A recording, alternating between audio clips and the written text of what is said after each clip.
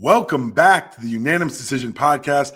I am your host, D Palm. Follow me on Blue Sky, Instagram, Facebook at DPalm66. Follow the show on YouTube. That's right, YouTube at UDPod66. We're dragging this podcast in 2015, one episode at a time. As always, I'm brought to you by the good folks at the MTR Network and by Daniel Palmer Mortgages.com. If you can pay your rent, you can pay your mortgage. It's my job to help you qualify. Now, make sure you also check out my other podcasting venture, Life, Love, and Real Estate. We had an episode drop recently about the entire concept of home. We're going to be recording next week for upcoming episodes. Very excited to be getting those in the books for you guys and help you guys navigate these real estate streets. Also, forgive me for I podcasted yet again. If you go to the main feed or even the Insanity Check feed, you will notice a new episode's out. You notice that I'm on it. Nothing that happened this week is my fault. I take no blame, bear no responsibility. But someone I'm going to blame every Friday for the nonsense that happens here is the homie Felder. What up, Felder? What's up, Happy dog? Felder Friday. Look, man, what do you want me to say? We here. Let me tell you something. I didn't send this to you because I know that you got a kid, right? Yeah. Bro, yes. We're doing a fundraiser at our school. Okay. I didn't send it. Other parents push it out to social, right?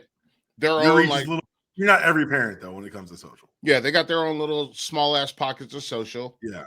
That's fine. It's mostly just people that their kids already go to the same school as your kid. Right. It's other parents giving the same. So why would they give you money? Exactly. They would give the money to their kid. Mm-hmm. So let me I just want to look this up. The goal was $50, right? Okay. $50 per kid. Okay. $50 per kid at the school. She goes to a school that's got like 650 to 700 kids. Honestly, depending on the day and when they show up. The goal was $50. $50. All right. Every time you donate money, because I just like, $50, I'll just cover this. Yeah, exactly. Yeah, we're done. We're done. Every time you donate money, the goal goes up. They're literally moving the goalposts on you? Like literally, for real. That's a pretty good scam. Shout out to these schools. We went from Wednesday when I donated the money, $50 goal, $50. All right. Her goal now is $645 per kid for her. Because all my friends donated $50. Like I didn't send it to you because you got a kid. I was like, I'm not going to ask him for money. He got a kid. Donated to a bunch of the only people I sent it to that had kids were like Adam Lefko. You work for TNT, bro. You're mad rich. Yeah. 50, 50, 50, 50, 50, 50, 50, 50, keep going with the service fee of $4, whatever it is. And we're now, her kids in her class is in second place. And who's out gaining you? Hang on. Let me pull it. I'm going to pull it up, man. Let me see. Recent donors, her cousin, her grandma, one of my old bosses from Bleacher Report, a friend of mine, Lefko. Like this is her aunt and uncle, my buddy who's a vet. Like they were like, "Oh yeah, we'll do that, no problem." And I was like, "Oh my god!" I called my parents and said, "Don't do it. You shouldn't. Don't donate. Please don't give." My kid right now is in 5th in the entire school. That's wild. She's in 5th. I'm not going to read all these kids' last names, but Everett, Abigail, Reed, and Landon are in front of her. So can I ask you a quick question? Yeah. Because I know you. Mm-hmm. Is this stoking competitive fire in you, or is it becoming an annoyance? I think, honestly, and I talked to my mom and dad, and I talked to my wife about it, who are all 3 educators. Mm-hmm. They don't like it. Okay. There you go. They don't like the fact. Because here's the thing, I have every kid's first and last name and how much money they've acquired for the school. That's not great. Yeah. That's not good. No. Anonymous is the way to play that kind of shit, especially with kids. Well, it's not even like, yes, anonymous is a good way, but like when you go up and you look at the teachers don't have their first and last name on here. Oh, wow. That's the thing I noticed today. Now it becomes like a privacy concern type thing. Right. So these kids, and you can look at this all you want. And then when you click on the teacher page, I think the worst part is it shows that people didn't give money. And you don't need a kid to know that his family doesn't have the money to give to this. Right. Like, that's not good. You're not building a scholastic environment through which all the children can succeed. And so that's another you're creating a caste system. That's another conversation that I will have this conversation with. This is a conversation like, this is not a joke right now. No, I know. This is a conversation that I will actually have with the principal. You have to. How we handle this, because if I can go through and see every kid's first and last name, how much money they've raised. My kid is number one in her class, so there is some. Yes, we're winning. But I don't like scrolling down and seeing the zeros. Do the kids have access to this list? Yeah, if they click on the link. Fuck that, dog. No. That's what I'm saying. Like, it's not good. You gotta find a way to like it's gotta be undone. Can I be real for a second? Yeah. These conversations make me nervous for my kid getting older. Because you and I talk about these things, and it feels like we've reached a common sense kind of, this is how you should look at it. And the knowledge that like levels of people never applied that common sense before they rolled this shit out. Right. Makes me think I'm going to be a lot more stressed than I think I'm going to be when the kid goes to school. You're going to be stressed the fuck out, dude. That's just reality. Yeah. I will tell you this, though, a piece of advice that my dad's best friend came over to the house, I guess it was a month ago. Okay. And he said something to me that it sticks with me, and I wish it wasn't true, but it is true. Your life's not your own. No. It doesn't belong to you. At all. You live for your wife, you live for your kid. That's all you do. And I was like, yeah. Like, yeah. I get probably in a year, 365 days. Hang on, I got the calculator right here. Bang. In a year, I probably get, not including any work things, I probably get 4 days a year. So what is that? 4 over 365? It's very few. That's 1% of the days. And guess what? You have to get comfortable with that.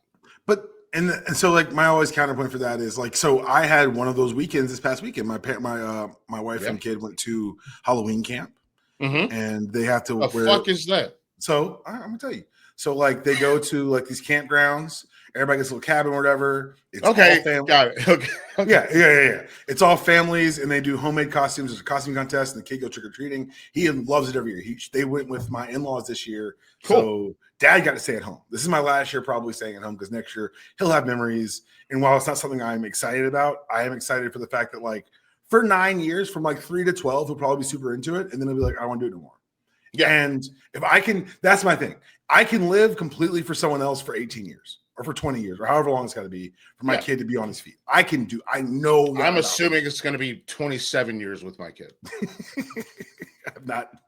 I'm just saying, whatever that sentence is, if you will, I can do that. You know what I'm saying? Like, I know that I can be selfless enough for this stretch of time. But you're right. 1% of the time is for me.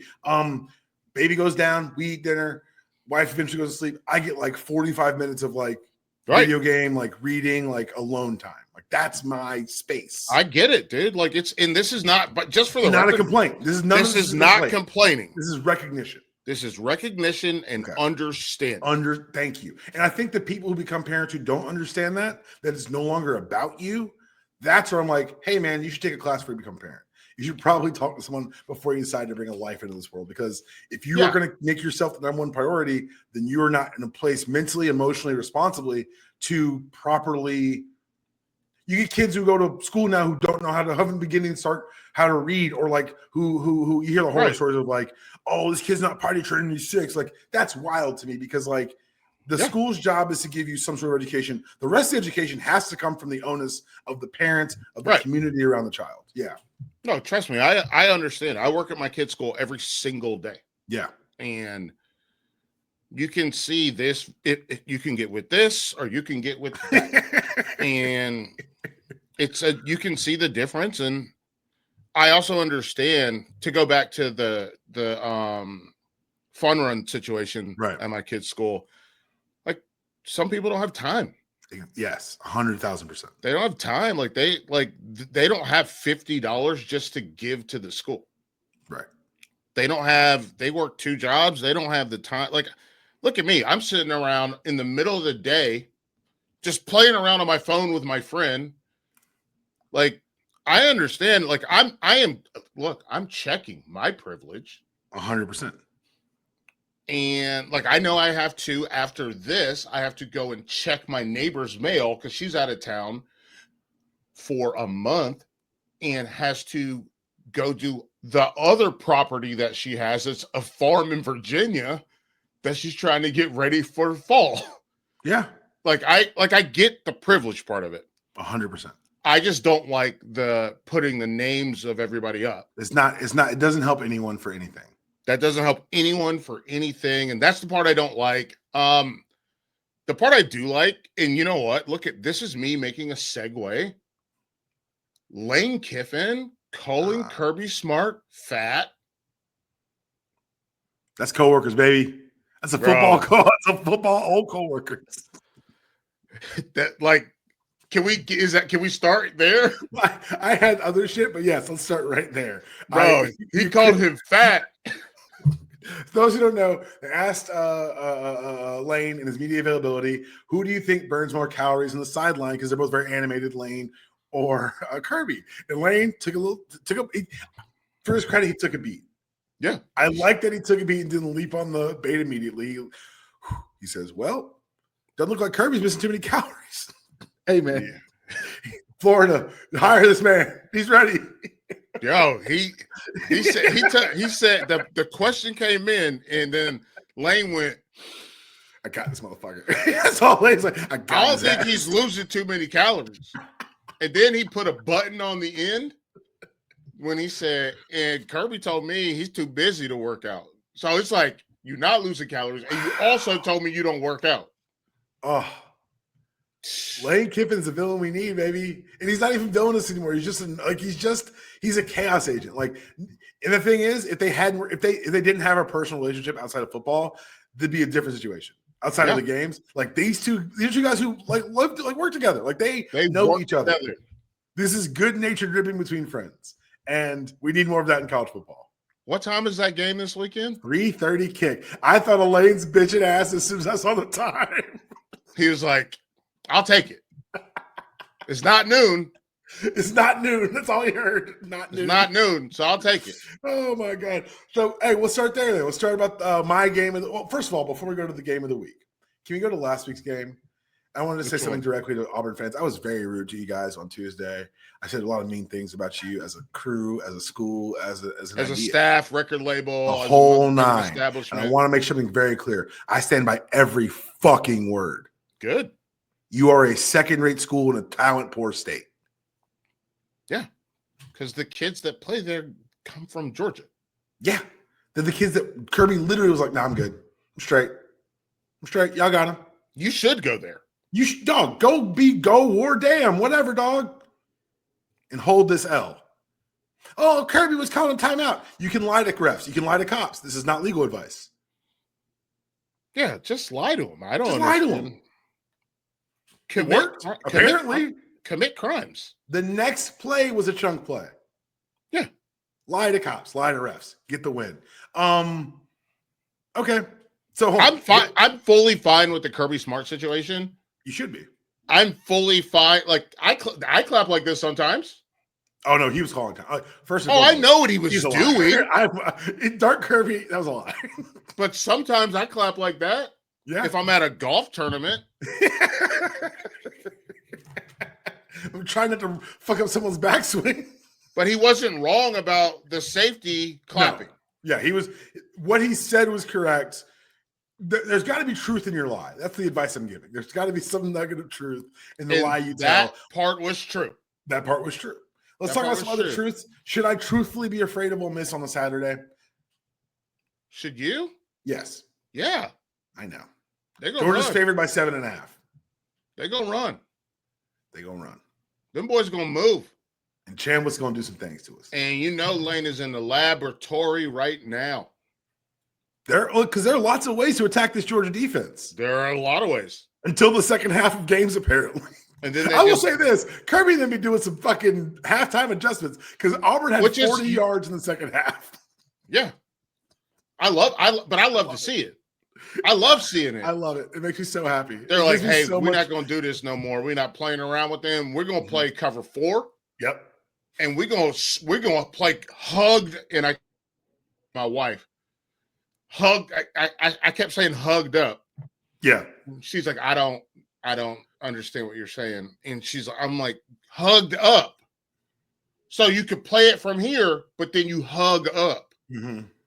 And then you cut the dogs loose and you make the quarterback make a decision before they have to make you make a decision. Mm-hmm. And it's been a really wild because we've been watching a little bit more NFL and I've been drawing stuff up for her. And she just is like, it doesn't compute. Does not compute. Yeah. Let me see if I have one in here. Like, let me see. I had one of my here it is. My best friend was over last week watching football. My family was out of town. Yeah. So I was trying to explain to him like the interest. He played basketball. And right.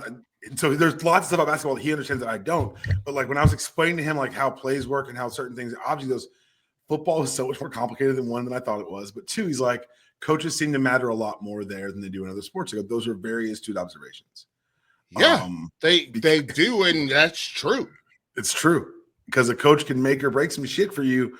But let's talk about coach break. Let's talk about this week. That starts on Monday. That starts on Monday or Tuesday. That starts the weekend before. That starts the week before. I was trying to explain to him when GAs and he's like, "What is quality control?" I go, "That means you do film. That means you break down cuts. That means you are. Hey, here are the third and long slices out of left hash. Here, third and medium." They run it like you look, that's when a week starts in football, you've got that. And that comes because of offensive assistance and quality control and things of that nature. Dude, I don't know if I told you this. I have back access to the NFL's. Oh, you've already bragged about this shit. I'm annoyed. Bro. Well, it actually does come out next week. What? The film series where I pulled all the plays to give to Ed Reed. It comes out next week. That's going to be dope as hell. Well, let's talk about that. One of the best things of having Felder as your friend is that I get to send him football nerdy things that no one else gives a shit about. Yeah. Seattle running 12 personnel and running 7-step bench is fucking amazing. People don't understand what that even means. I know, but I don't care. I did this for me and you and like 7 other people. Okay. What is that? Go ahead. You go ahead. You start. 12 personnel is one running back, 2 tight ends, 2 receivers. The way you do personnel grouping, just so you guys know, you add up the 2 numbers. The leftover from 5 is going to be the number of receivers. Yes. So 12 personnel, it's not something you don't see these days, but you generally don't see it under center. Right. And when you see it under center, you're thinking stretch run, you're thinking inside zone, you're thinking some sort of misdirection type play. You're definitely maybe a loose play action of a boot. Motion to overload, motion to bunch. You're creating mismatches on the defensive side. What you don't see is say, hey, we're going to be at under center. You're going to take a goddamn 7-step drop, which means your line has to block their asses off. And these 2 outside receivers are going to be running deep outs. So bench, the concept of bench is whatever route you're running runs to the bench. So that if your quarterback misses, he's going to miss either short, where you got to come back to it, or he's going to miss it outside where no one can get it. Mm-hmm. So for this, and this is from someone who did not, I don't know, I got to reevaluate how I feel about Sam Darnold, who did not know that Sam Darnold's arm could do that. I knew his arm could do that. I just didn't think he had it between the ears. Maybe that's where I fall apart too, because I'm like, I didn't know that this man could make a 20-yard out throw. And the reason it's so hard to defend is because if someone's running upfield for 20 yards, it's a 9 route. Yeah. As a DB, I'm reading 9. As a DB, which means you open up. Open up the hips. you have to open up your hips to run with him. And then when he puts his foot in the ground to get to the sideline, now all of a sudden you have to have machine gun feet to get back down. And it's really, these guys aren't used to that because really hard. This is not a route that gets ran by, especially not out of goddamn 12 under center. Like, I want to make that point super clear here. People run deep outs. It happens. You run deep ends. Doing it out of that formation, out of a run. No. People don't run deep outs. They don't. You're right. Not anymore. They run deep comebacks. They'll run a deep comeback. Yeah. I was about to say exact same thing. They run a deep comeback and they run deep digs. I love this nerdy shit. But they don't run deep outs. No. That's a really hard throw for a quarterback. I want you guys to know that it's a hard throw. Like mechanically, it's a hard throw to make. Yeah, visually. You can look at it and be like, hey, man, you're throwing from the left hash to the ball's ending up outside the right numbers. Like, that's a long way to travel. You have to be tall enough to see it. Mm-hmm.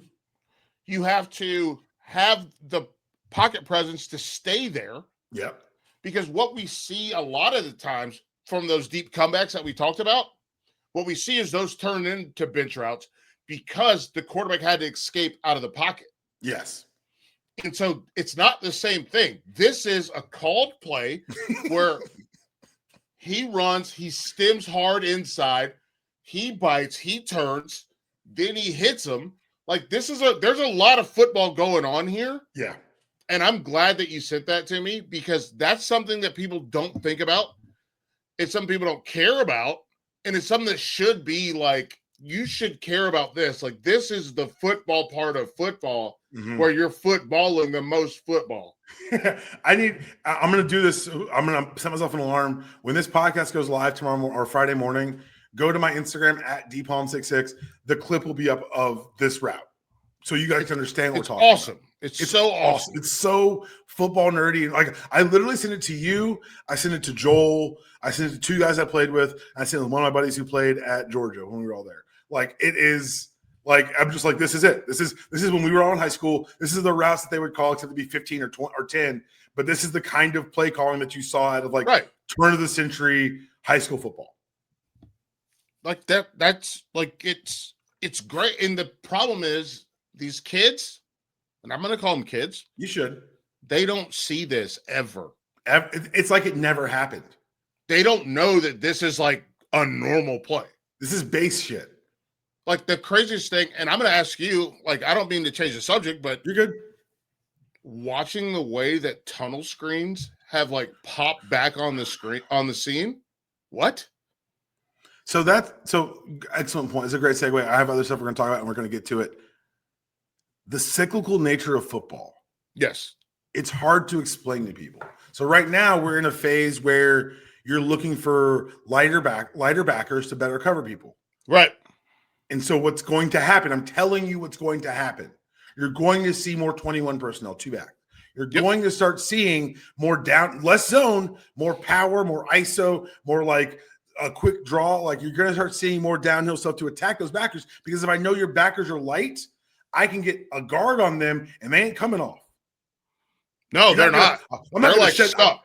No, you're not going to shed that tackle, brother. You are undersized for the job you're being asked to do. Then you're going to start seeing a lot more 4-3 happen, 4-3 happen again. They'll take away the power stuff, and it all works. There was a cycle where, remember at one point when we were kids, everyone was running a 4-3, and then I think it was, I want to say the Chargers came out was the first like NFL team to really move to the 3-4 because they had Sayao and those backers. Well, no. My dad's going to listen to this, so I need to be for real. The Steelers, were the first 3-4 team. No, I'm saying the modern cycling of it all. But listen, I love my dad. You're right. Dad, NFL history, 3-4 started in Pittsburgh. No one's going to fight Pittsburgh. that. I'm saying that when we were coming up, the shift, because remember Sean Merriman with the Chargers. Because for a long time, when Tampa Bay was doing their thing defensively, everyone was trying to copy that Tampa 2. And they're doing it out of a 4-3 drop, but you didn't have Derek Brooks to drop into the hole. Sorry, guys. You can try to copy it. You don't have Derek Brooks. The Bears had Brian Urlacher. Who's a converted safety. Yep. So you had guys who was tweener body types. The body type now you're looking for, people recruiting wise, are ones that will not hold up to power run, which is why you saw the successes in Detroit, which is why you see what Ben Johnson's doing in Chicago on Monday night. We're intersplicing those concepts that are more effective because of the personnel on the other side. Yeah. So when we tell you that football is a lot of fun, but it's also super complicated and interesting, this is the kind of stupid shit we're talking about. Yeah, it is very complicated. It's also like, that's why I think, not to go on a tangent, but I think it's really insulting when people say that these guys are dumb. And I'm like, they're not dumb. They just, like, the thing that they're smart about is a thing that you have no clue about. It's so, again, it's like someone that's into like someone that's into plants but can't do math. Let's grow. Yes, let's grow. Hand in the dirt, Gardening podcast about football. Check it out. But someone who's into plants and really cares about that, or someone that's into animals and really cares about that, they're not dumb. They just care about a thing that you have never even thought about to the next level. It's never crossed your mind. I literally do drop off at my kid's school. Now, let me show you something that I do. Show me. Yeah. What does that mean? That means push, right? Yeah. What does that push mean? Push coverage. Yeah. You push it because you get a motion and you're playing in zone. You get motion, so you let everybody know to push. So everyone knows what push, and those who aren't watching the video product, Felder is pushing his arm as you would in a defense, because in motion, what will happen is even if you're in man, you could have man that's not match man. You have different types of man coverage. But what I'm saying is you're communicating along the defensive backside, saying, "Hey, responsibilities have shifted. The guy you're on is now moved. We're not doing it on men. We're doing it on a count. 0 out from the center. Yes. What number are you on? I'm now on 1. You're on 2. Push. Push. And I tried to talk to my wife about tango versus banjo. Yeah, how'd that go? Not great. Tango is outside. You're out. You're there. It's just the two of us. It's me and you. We're tangoed. Okay, we're together. Mm-hmm. Banjo is whether it's a tight end or a running back. And banjo, hey man, we're banjoing this. Okay, if he releases this way, you got him. If he releases this way, I got him. But we're banjoed on here. And then I tried to introduce the concept of slice. And she was like, I don't know. I was like, you trade responsibilities. Like, yep. This is a cover 2 thing. You trade, like, if the corner is there, but I'm supposed to be the 2 high safety. Slice. I'll take flats, you take back. Yeah. I'm coming down in the box. You get back there. Slice. And she's like, so you have all these hand signals for these things? And I was like, yeah. What do you mean? My buddy was over here, again, basketball player, smart guy, very intelligent man. Sure. I was explaining football to him, and he goes, "You're really smart." I go, "No, I'm not. I need you to understand that this is base level football knowledge. This is not me being some football savant. This. I do care too much about it, but more than anything, you need to understand that the people you think." Pac-Man Jones is a physical fucking genius. I want to make sure, like, that's the kind of thing I'm trying to say. He acts a certain way. He's always acting a certain way. You hear Pac-Man Jones, you think a slap at somebody in the airport. You're not wrong about that. Sure. But what you'd be wrong to think is that this man is intellectually limited because his intelligence does not translate to the things that you do. Right. Again, it's like if you're a chef, I don't need you to do the Pythagorean theorem. Mm-hmm. I need you to take these flavors and put them together and be amazing at it. And that's what these guys are doing. And I want them to all get their credit for it, because it does that. They create the number 1 TV show in America every week. And it's not because they're dumb. It's because they know this is the thing that they've decided that they're focused on. Football is a very low threshold for entry as far as enjoying it, but a very high threshold for truly understanding it.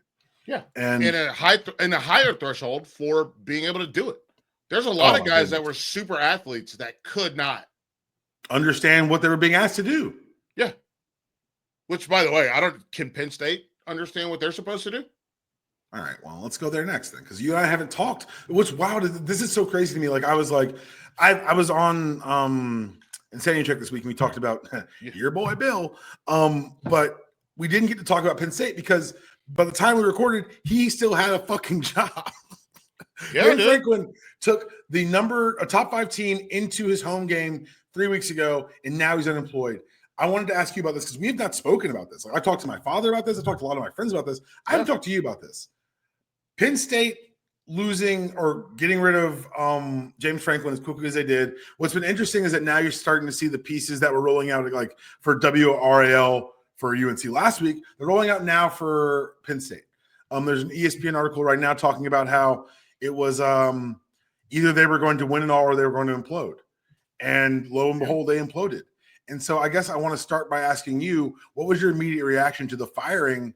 And do you think it is a Penn State issue or a larger harbinger for what's to come in college football?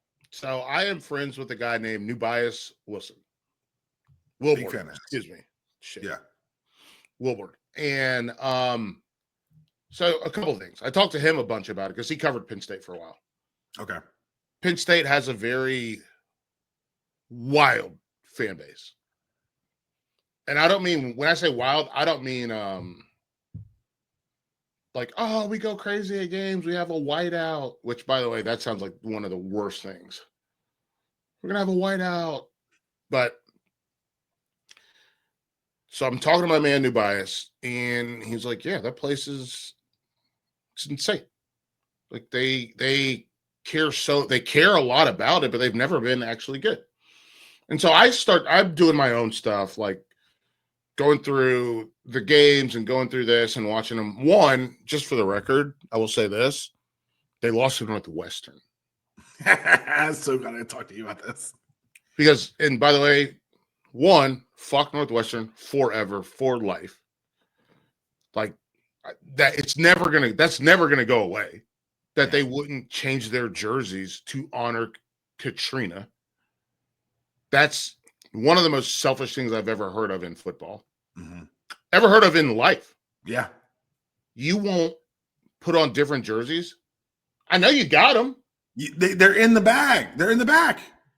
Like you got them in the back. And I know y'all haven't left already. I know you got them. So you playing in my face.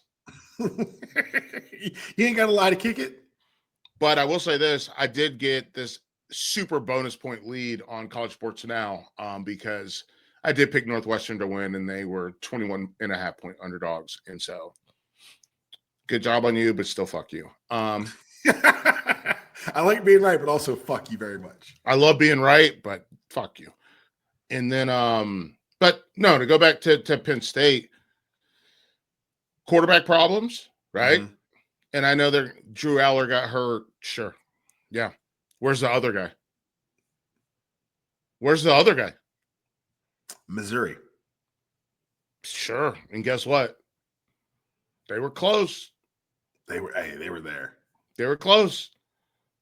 And you don't get to sit. I guess the other part that we mentioned playing in my face, you don't get to sit there and you don't get to talk about, hey, I'm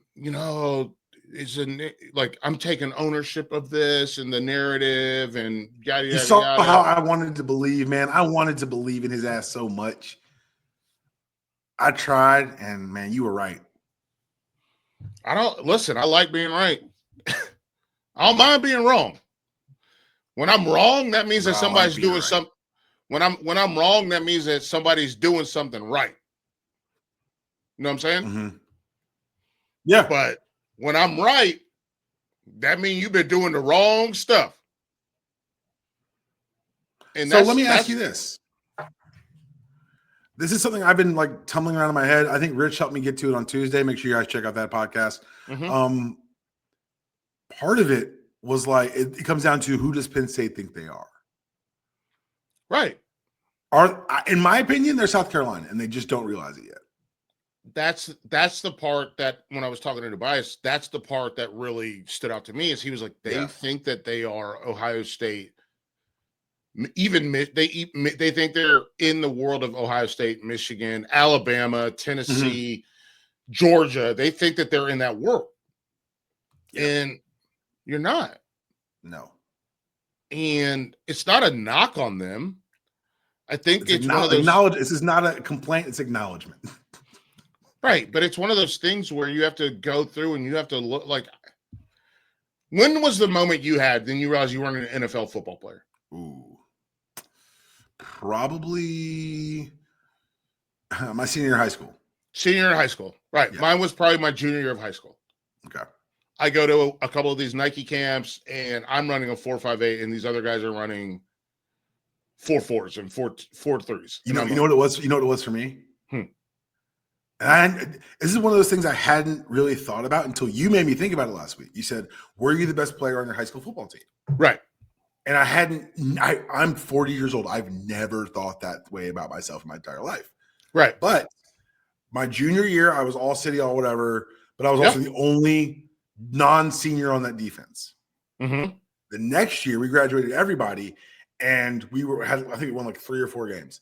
And that's when I realized that no matter how good I was not good enough to elevate a football team from the positions I was playing. And that told me I wasn't an NFL player. Yeah. I just saw the numbers and I was like, oh, yeah. I wasn't a number. Like I never tested well. Like in high school, I wasn't like, I was a wrestler. So like, I wasn't like into big lifts and all that shit, but I knew that if you got me on a field, I could move somebody because I knew how to move my body.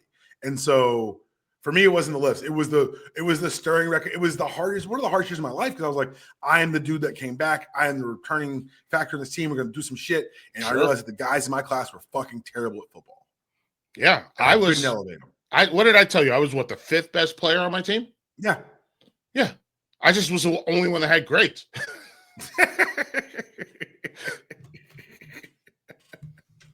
I mean, look, it is what it is. But it's one of those things that you've got to have that moment of recognition. And in Penn State, let's be real. They don't have it. For 50 years, they had old buddy. They had Joe Pa, who operated like it was still 1980. Like when those protests happened, they went to his house. You didn't get to James Franklin's house? Nobody. Although I have heard James Franklin's like, they say stuff to my kids. Which is fucked up. But I think it's fucked up too. I'm not saying it's okay. No. What I'm saying is they found ways to reach him without going to his home. You're right. I think that's a sign of the times too. I think it's really bad. Like I don't care if we're talking about Franklin, talk about Caitlin Clark. I think the biggest touchstone for me was probably Ja'Cory Harris, the quarterback at Miami, where he reposted a bunch of the tweets that people were sending to him, and he was like, why are you doing this to me? Because I lost a football game for a team that you don't play for? Got it. And so I just think that there are levels to this. We live in an era where people do feel this self-importance, this entitlement. We also live in, this is, now I'm going to sound like the oldest fucking man in the world. You're the right podcast for it, brother. But people used to have to make dinner, right? Yes. Even to the point where if we're going to go unless you're in New York, Philly, Boston, Chicago, even 15, 20 years ago, you still at least at the minimum, you had to microwave dinner. Yeah, it's cooking's happening. Yeah. Some sort of cooking's happening. And now you can just order everything up, chop, let's go. DoorDash, Uber Eats, whole deal. We live in this microwave society where people expect results instantly. And I know Franklin's been there for a while, but football is a sport with very few exceptions. Georgia, Alabama, Ohio State. That's probably it. Well, let's also keep in mind that for 40 years, Georgia wasn't Georgia. Right. Mark Richt, people hated that dude. No, hold on. For the record, I was at UD Pod. It was me, Andrew, Chad doing our thing. Yeah. I was the voice in the pod who was like, firing Mark Richt's a bad fucking idea because you don't know what's next. We are the one outlier where it's like you fire a successful guy and you somehow upgrade. Dog, sometimes you need to know who the fuck you are because you're not Kirby Smart's not walking through that door. And let's say they get the guy who they've got targeted, which is rumored to be Matt Rule. Matt Rule's a great coach. He's a great program builder. I've never seen him elevate a built program to the places you think you should be. So Matt Rule, let me see who the other guy is that I saw on the list. Who's the Bills offensive? Is it the Bills offensive coordinator? Shane Steichen? No, that's he's in Indy now.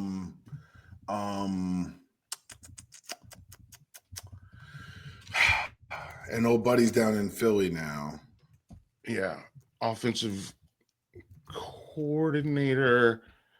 Joe Brady. Thank you. Joe Brady, who coached at LSU. Yes. He's on the list too. So sure, if you think this is that's the thing. I mean, think about it with relationships, with life, with marriage. Like, maybe you go through a rough spot, but you're like, one of my friends sent me a text, and they were one of my buddies, Otis. He goes, "Bro, I'm so glad I'm not in these streets." Like he's married. He's married. He's got 2 kids. He goes, "It's not always perfect all the time, but being out there, I don't want to be outside. I want to be inside." Mm-hmm. And if it's Joe Brady, we'll see what happens. Joe Brady obviously coached for the Carolina Panthers for a little while. It's just one of those things where you never know what you're going to get. And that's the question I ask, because obviously we go to the pool and I don't go that much because I hate it, but they ask questions, right? Mm-hmm. I've now introduced a whole other world of people that know what my job is, which is crazy because I go to this school every day. I'm so glad this shit's not my job. Like if you and I talk about football in the real world, it's because I wanted to talk to you about football. Right.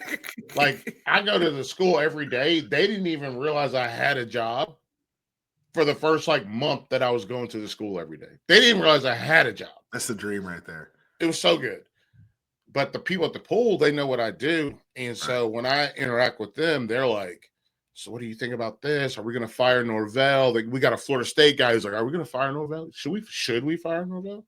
And now that I do drop off, the same people from the pool, the neighborhood that we go to the pool at backs right up to the school. Okay. So some people are walkers. I don't see them. But other people drive their kids in, especially if it's like a rainy day.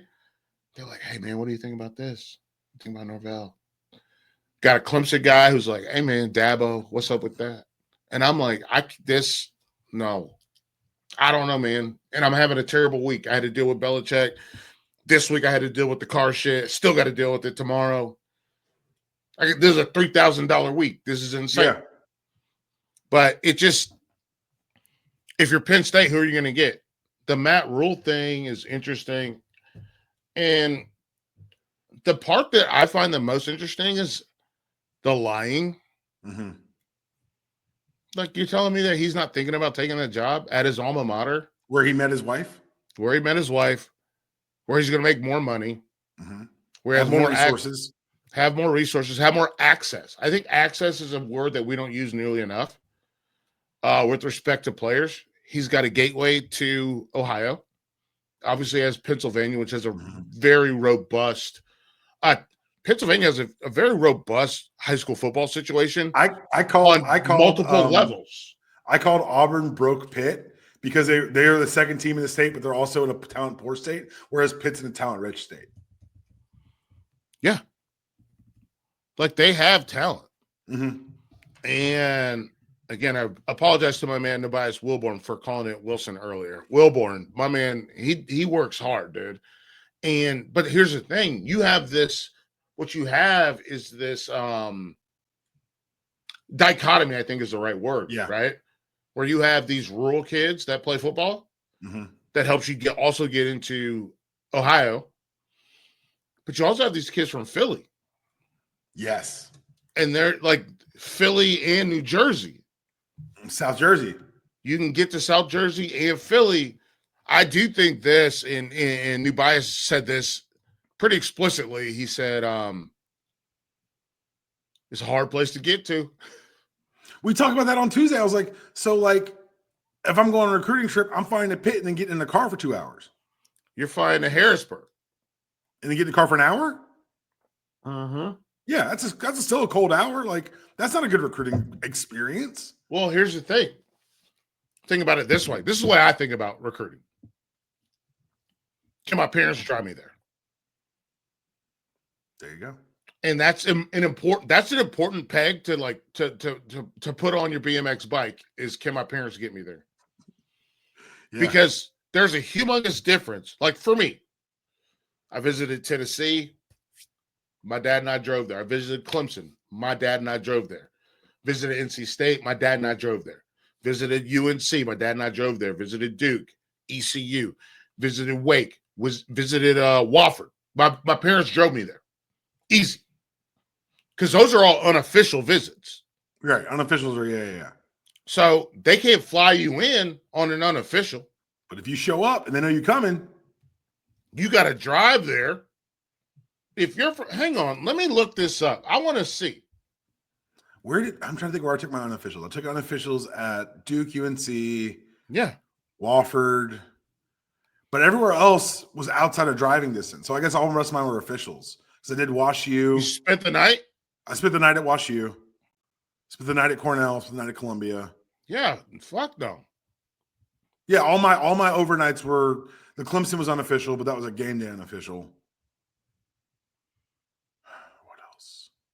Bro. I'm leaving schools off, but whatever. It is what it is. It was 20 years ago.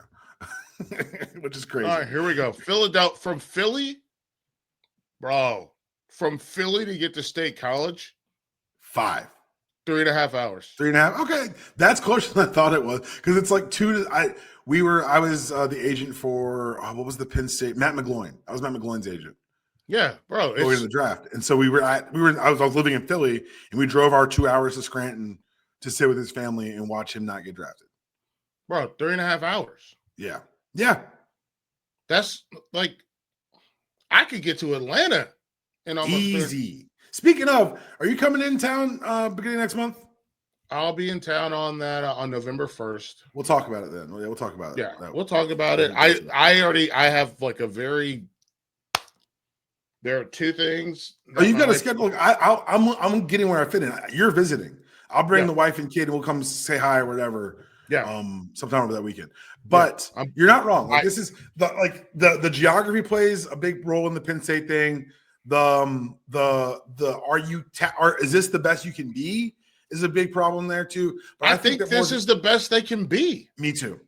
I think that's the real crux of it all. They've been in the Big Ten for 25 years. They've won it once. Ohio State is in an actual city. Yes. You can fly in there and fly out of there. Yep. Ohio State's in an actual city. Is Ann Arbor a direct flight? I don't think Ann Arbor is a direct flight, but I think it's close enough to Detroit that you can leave. Yeah. Ann Arbor to Detroit is it's less than it's 44 minutes. It's 40. I know. I took a fucking Uber. Yeah. I've taken Ubers from Rochester to Detroit. Yeah. I've taken an Uber. Like, this is fine. Light work. This is nothing. Bro, the Uber in the face of a Uber driver, if you ask him to go to State College, he's gonna be money up front, dog. He's gonna be like, wait a second, time out. Because there's no fares once you get there because it's fucking State College. Yeah, you get there and then what? I just have to drive my car back. I just got to drive my car back. Honey, we moving to State College. Why? I got an Uber fare. We moving. We live here now. We live here. Drive around drunk Nittany Lions. Like, that's insane. Like, no, absolutely not. Like, it's so I don't know how good of a job it is. Yeah. If we're being honest, like I think that they're gonna have to figure something out. And obviously Matt Rule is at the top of the list. Joe Brady is a guy that some of the boosters want. But I also look at this and like, how do you set, like, I will say this in Matt Rule's defense, he did find a way to push Nebraska a little bit forward. Oh, look. So that's what I'm saying. He's a great program builder. Right.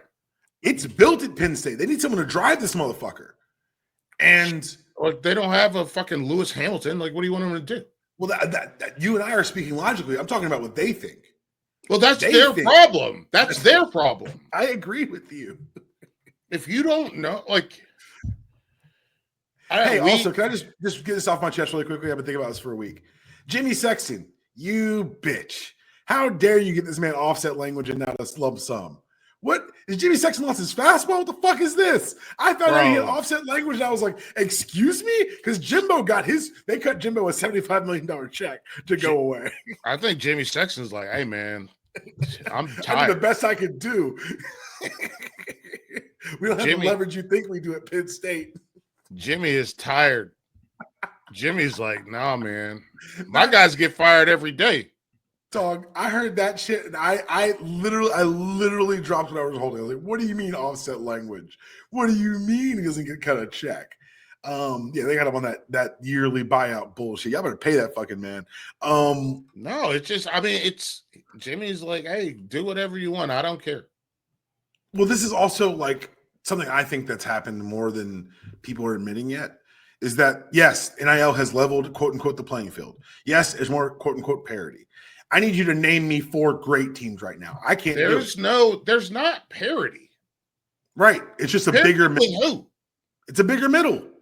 Yeah, it's a big look. It's just like me with the big college football got a gut, and the gut is filled with Penn States and Ole Misses and Arkansas's and all these other people who think they could be a big Michigan right now. Congratulations, welcome back to the gut, Michigan. And sometimes you make me burp, and that's fine. But at the end of the day, like the reality is we have Ohio State, we have Alabama, Georgia. Lanning's been consistent enough that I'll throw in Oregon. You'll throw Oregon too. That's fine. I'll throw. And Cignetti, I'm afraid if I don't include Cignetti, he's going to come to my house and beat the shit out of me. I got to do a show at 2, and I literally wrote, "Are we buying Indiana?" Because here's the thing, I played. So his brother was our offensive coordinator. Yeah, I know. I thought, after John left. No, while Coach Bunning was there. Wait, what was John? What John doing? What John doing? Coach Bunning hired Frank Cignetti after they let go of Gary Tranquil. Okay. So Frank was there, and I mean, I got yelled at way more under Trank than I did under Frank. Trank and Frank. God, that sounds like a Dr. Seuss book. But smart dude, man. And that's a football family. Like, wait, what years was he at? Was John Shoop not your coordinator? John Shoop? Yeah. I thought you had a Shoop. I thought you had a Shoop interaction. I thought we shared Shoops because I played for his brother, Bob. Bob recruited me to Columbia. Hang on, he was in Chicago then. Why am I go keep going? I know you know your. I gotta look at the numbers. No, you're not. I'm looking at his. He never worked there, which is blowing my mind because in my head, you played for John Shoop, but I was wrong. No, he was there from 07 to 11. John Shoop he was right after me. Okay, that's what it was. Yeah, Shoop was right after me. And then he said we should pay the players, and he stopped getting work for 7 years after Purdue. Yeah, and then Frank. Oh, shit. That's funny. Frank was at UNC in 2006. And so played a little bit for Frank when he pulled up. But mostly I played for Gary Tranquil. Gary Tranquil, you'll never meet a meaner son of a bitch than him. And it's good. Like, it's what you want, but getting yelled at by him, getting cussed out by Gary Tranquil, a little small man. He looked like what's his name from Harry Potter? Dobby. I'm looking. I know.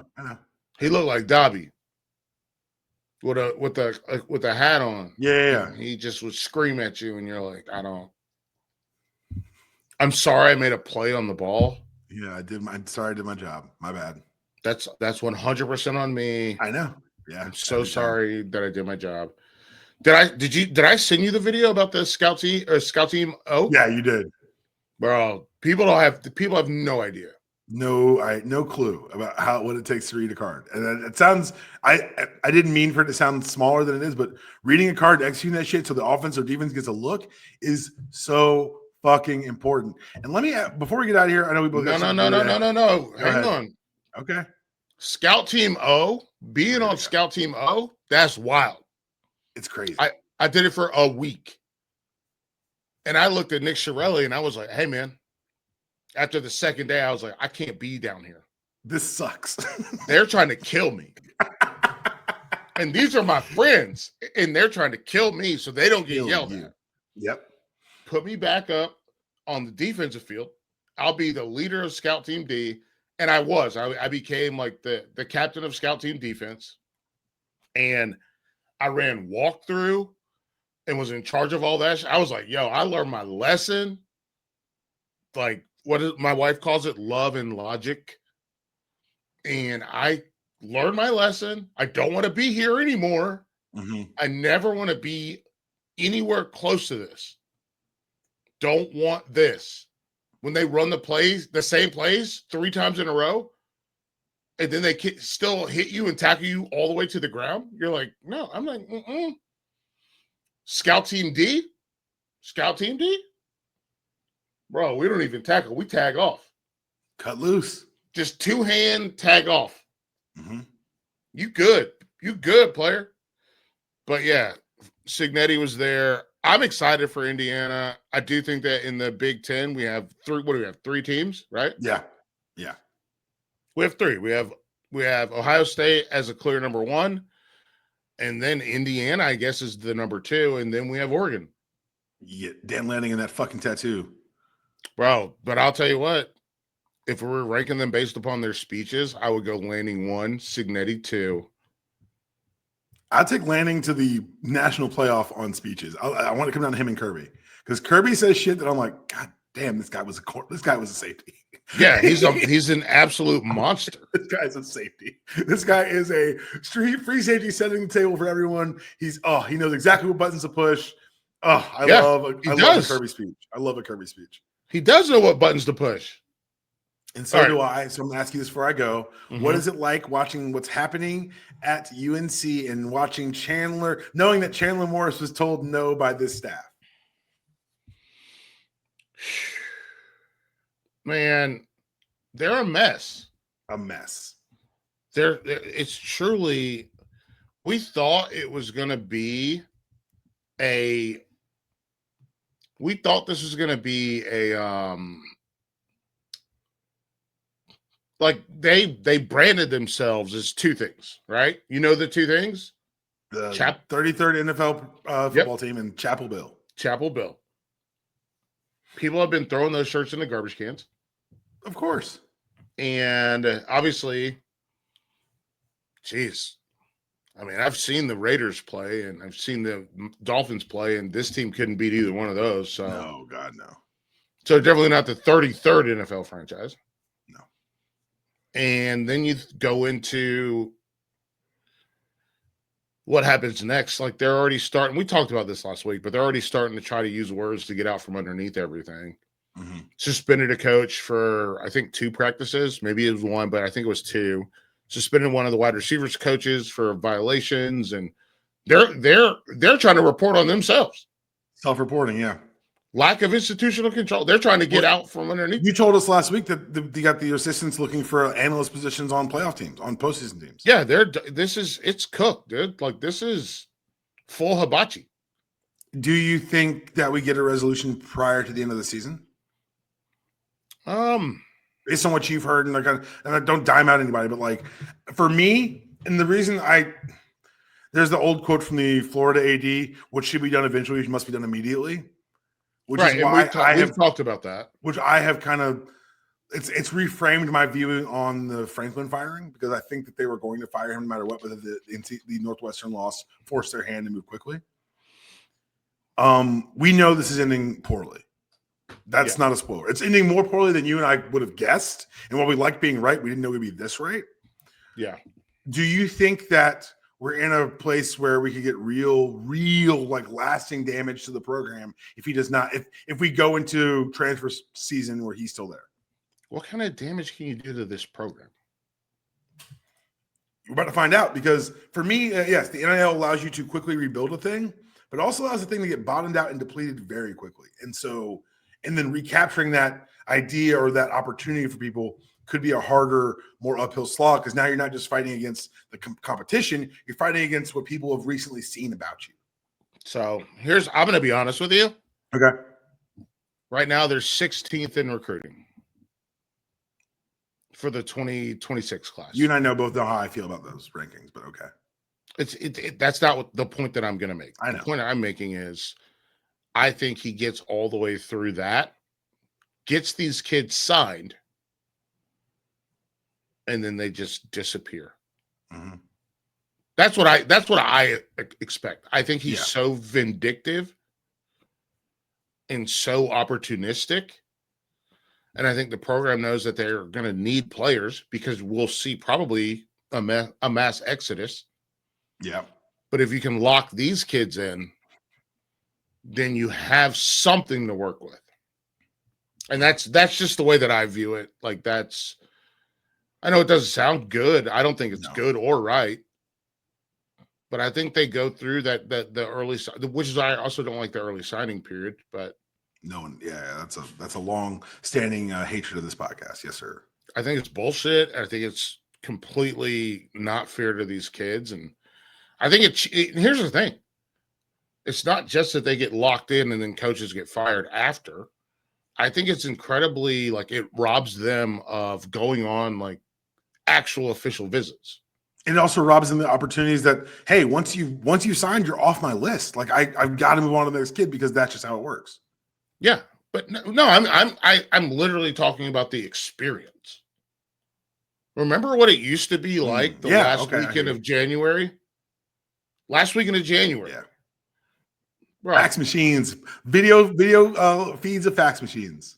Yeah, but for the kids, it was they got to spend time. I think the sport's completely fucked anyways, but you got to spend time with the actual players. Because all these visits that they're taking right now, these officials that they're taking, the players that are hosting them have to play in a football game. So they're not worried about you. They're not worried about, they're like, this is an annoyance that I have to deal with. Which then means they bring in an idiot like me to host you. You don't get to really talk to any of the actual players. You're just talking to some dummy, me, who will lose you on Franklin Street. 100%. 100%. I don't know. I'm going to see my girlfriend, man. This is ridiculous. I'm not hanging out with a freaking 17-year-old. This is stupid. Yeah. And I'm going to take the $50 that they gave me. That's mine now. So, goodbye. But I just think that those January visits, which we're fucked anyways, because January extends into the playoff, right? So that's also fucked. I just wish it was just the February date. The kids who know they want to go can still be early enrollees. This is another story for another day, but the kids who know they want to go can be early enrollees without having to sign that paper. They can just go to school and be a part of the football team. I think this early commitment date, and I do think that we're watching teams, and we've seen it actively, where teams hold on to their coach. I think we're going to see it at Florida State. We might see it at Florida, where they just hold on to that coach past early signing period and then cut the coach loose and then go find their guy. I think we're fucked. It's true. It is true. But on that uplifting note, Felder, tell everyone where they can find you as we head into this packed college football weekend. Well, you could, yeah, I know. Thanks. It's bleak and I don't know. Folks, check me out. It's Felder.substack.com. Check out TarHeal247.com as well. I got a video that goes up tomorrow, and then obviously I'll have a video that goes up after the game this weekend. But I am fully I don't know. Jaded's not the right word. Also, check out College Sports Now. I just am looking at it and seeing how they're going to try to finagle this, and they're going to we've seen it happen already, and I think we're going to see it happen again. And it's not fair to these kids, and not just is it not fair that they're going to have to move into a school, transfer from that school, but also like they're not getting the same experience that you got, that I got. Like, it wasn't even an official visit, but my unofficial, you know who my host was on my unofficial? Huh? Who? Julius Peppers. I've been sending Julius Peppers stories to people all week just because I just want people to remember how great he was and how freaky, insane he was at football. Yeah, Pep showed me around Keenan, weight room, locker room, whole deal. Then we walked out onto the field together and it was a game against Virginia. And that was like, these kids aren't getting all of that right now. And it's just, right. It's also, they don't, with the portal, God, now I'm on a soapbox, but fucking, and no, hang on. Let me finish one thing, and then I'm done. But in the portal, when you bring in 70 new players, right, at UNC, like UNC did, those kids don't have any fucking tie to the school whatsoever. So, like, they're not from that state. They're not from that school. They haven't been at that school. They don't know. Like, it's really, I don't know, man. I'm having like an existential crisis about this because at least, even though I was a bad host, and I will say this, I was a bad host because I was very interested in my girlfriend and not that interested in them. Like in the other the players that we might get on our team. I was very interested in my girlfriend. That's just a fact. But what we're seeing, like, they don't have, if you don't have a tie to the school because you just got there 6 months ago, what the fuck are you recruiting for? Because you're going to leave. It's hard. That's all. There we go. Boom. I think make sure you guys follow Felder. Make sure you go Felder. It's FelderSubstack.com. Another thing I wanted to add to that, how the playoff has continued to ruin college football. You used to leave the college football season with over half the teams feeling good because they won their bowl game. Yeah. Turning football into a zero-sum game where we have 11 teams losing because they made the playoff is not better for the players. It's better for you sitting at home so you can argue about who the best team is, what you're going to do, whether they had a playoff or not. You're all fucking rubes, and I'm sad you fell for it. There is no show. There's going to be a show early next week. It's Friday. If you're listening to this on Friday morning, make sure you guys follow me on Blue Sky at DPalm66. My wife is out for a witch's dinner, which is her and her friends have a nice Halloween spooky dinner, which means I've got the kid all night, which means when he goes to bed at 7:30, your boy's going to be locked into the Miami Louisville game. So follow me on Blue Sky at DPalm66. Follow the show on YouTube at UDPod66. Follow us all across the socials, all across the networks. Brought to you by, of course, MTR Network. Brought to you by DanielPaulMortgages.com. Brought to you by Life, Love, and Real Estate. Check that out. And please listen to the Insanity Check and make sure I didn't say anything that's going to possibly ruin my life. That was your show. There is no outro. We'll see you guys early next week.